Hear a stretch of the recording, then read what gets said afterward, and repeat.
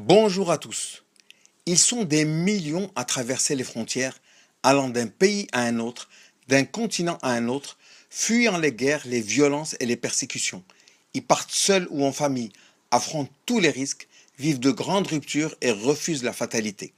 Les implications et les conséquences psychologiques de ces déplacements sont liées au départ du pays d'origine, au voyage et à l'arrivée dans un autre pays. L'arrachement à leur pays, la séparation avec leurs proches, les renoncements de toutes sortes produisent des symptômes qui vont de la tristesse au traumatisme psychique avec stupeur, effroi et état dépressif. À l'arrivée, l'accueil est rarement réconfortant. Il est souvent imprégné de rejet, de suspicion et porteur d'exclusion. Les institutions médico-psychologiques sont fortement interpellées par le problème des réfugiés. Malheureusement, ces structures manquent fortement.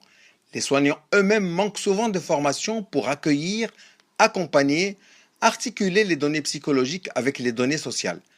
D'une culture à une autre, d'une langue à une autre, les thérapeutes doivent revoir leurs diagnostics, les catégories habituelles et les modes de prise en charge. Étant donné qu'ils occupent une position particulière, en étant et à l'écoute de la souffrance liée à l'exil, l'amélioration des conditions de soins peut leur permettre non seulement d'offrir un meilleur accompagnement, mais aussi d'interpeller les décideurs politiques pour prendre en compte la dimension psychologique et humaine des réfugiés dans le respect du droit d'asile et des conventions internationales.